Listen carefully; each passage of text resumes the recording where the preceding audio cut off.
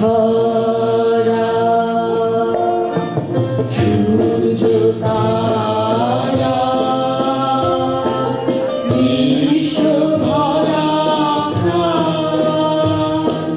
তাহারি মাঝখানে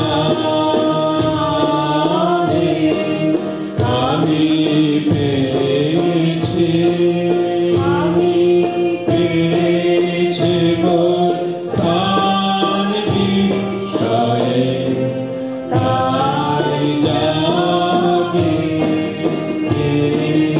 জাগে আমার প্রাণ আকাশ ভরা। ওই এক পথে পরে ওখান থেকে সেবার বাঁকা দিতি একটা কোথায় মেডিকেলতে। তো আমি বললাম ঠিক আছে মনিদি আপনি চলে যান, মানে 5 মিনিট লাগবে। আমার ঠিক আছে আপনি যান। আমি বললাম চলে যাব না, সরাসরি আপনি পরে আসুন। তো মঞ্জুদি যাচ্ছে, আমি তার বাড়িতে আমরা একসাথে বেরিয়েছি। চন্দ্রকোনার বাড়িতে পৌঁছেছি, ছিল প্রথম রাতে খেতে পারিনি, দ্বিতীয় রাতে কোনো রকম বাড়ি আমরা বেরিয়ে আসছি, তখন মঞ্জুদি ঢুকছেন। সঙ্গে বোধহয় দুজন গিয়েছিল, আমাকে মনে নেই, মঞ্জুদির সঙ্গে গিয়েছিল। মঞ্জুদির সমস্যাটা অন্য জায়গায়, শাড়িটা পাল্টে ফেলেছেন 3 মিনিটে, কিন্তু শাড়ি পাল্টে দেখবেন যে না, আমার সঙ্গে মিলছে না। শাড়ি পাল্টাবার পর দেখবেন না, 60 টাকা পাল্টাতে হবে। যখন রেডি হয়েছে তখন আমার বাড়ি যাওয়ার সময়। আচ্ছা, সেই শাড়ির প্রসঙ্গ ধরেই বলি, আমি কিন্তু একদম জানতাম না আমার এখানে হইতে হয়। তারপর তাহলে আমি এটা শাড়িটা পরে আসতাম, আর কার্ডিগানটা অবশ্যই বলতাম না। এত তাড়াতাড়ি আমাকে বললো আসতে, কার্ডিগানটা একদম মানাচ্ছে না তাদের। তবে সত্যি সত্যি কিছু জানতাম না এখানে বলতে হবে। তাই কালকে যখন এখানে রেজিস্ট্রেশন করতে এলাম, ছেলেমেয়েরা বললো দিদি আপনি কোন ব্যাচে পাস করেছেন, কোন ব্যাচে। তাহলে দেখি যে আমি বললাম প্রশান্ত এগিয়ে এলো, সে কি তোমরা কেউ দিদিকে চেনো না? তারপর আমি ভাবলাম আচ্ছা আমার নামটা কোথাও নাম নেই, তো খুব দুঃখ পেয়েছি সত্যি। অ্যাসোসিয়েট বলেও নাম নেই, এবি ব্যানার্জি বসে বললেন আমার নাকি ডিসোসিয়েটেড হয়ে গেছে। তবে আমাকে বলতে হলে 2000 সালে আমি যখন রিটায়ার করলাম, তখন হঠাৎ এমএসসি ছাত্রছাত্রীরা বলল আমাকে ওরা ফেয়ারওয়েল দেবে। তখন সুদীপ ব্যানার্জি হেড, সে বলে আমাদের ডিপার্টমেন্টে ফেয়ারওয়েল হয় না। তখন যাই হোক ওরা ফেলিসিটেশনে রাজি হলো। তারপর সেখানে ওরা যখন আমাকে সব নানান রকম অনুষ্ঠানের মধ্য দিয়ে, ইয়াং যারা জানে না, চোপড়া ফান্ডে সভাপতি হচ্ছেন উন্মল ব্যানার্জি, আর তার ট্রেজারার হচ্ছেন সঞ্চালক দিদি চ্যাটার্জি, আর আমরা হচ্ছি মেম্বার।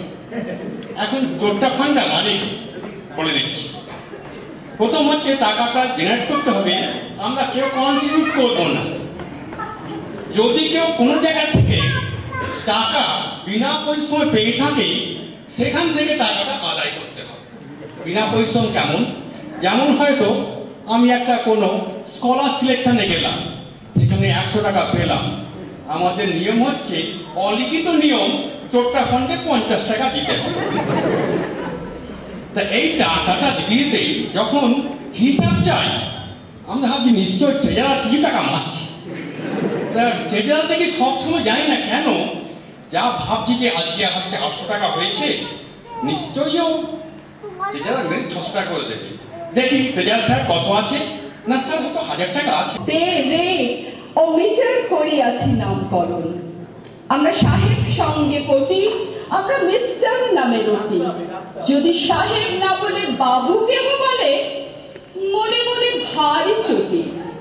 আমরা ছেড়েছি টিকির আদর, আমরা ছেড়েছি ধুতি ও চাদর, আমরা হ্যাট কোট আর প্যান্ট কোট পরে সেজেছি বিলাতি বাদর।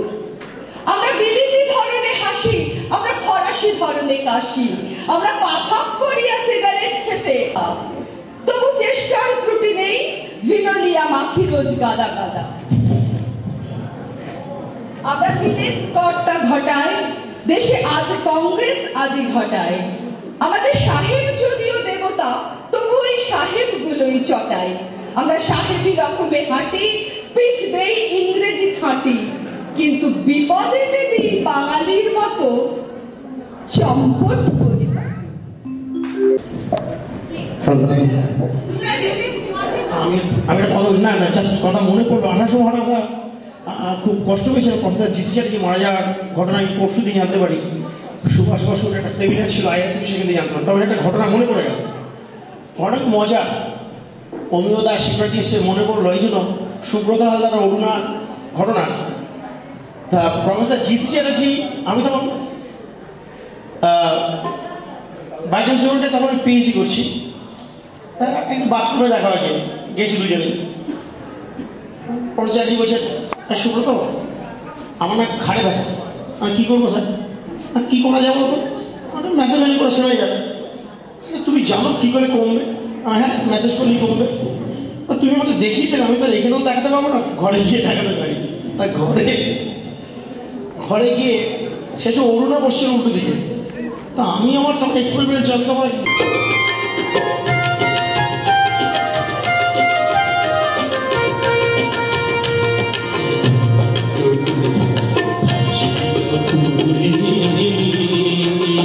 মানুষ মরা কুপির আইন, মানুষ মরা কুপির আইন, চরম নাচের চোখের জলে সাঁতার পানি বইল বারে বার, ফিরে হই হই হই। তোর চোখের জলে সাঁতার পানি বইল বারে বার, ফিরে হই হই হইয়া। খুন্দরিয়ায় আইল রে ঢল, খুন্দরিয়ায় আইল রে ঢল, জীবন জোয়ারে পাদা বোনাইয়া ঢল। লঙ্গরে সারি বানাবে ওনাবে ওনাবে তে দুনিয়া পাদা বোনাইয়া ঢল।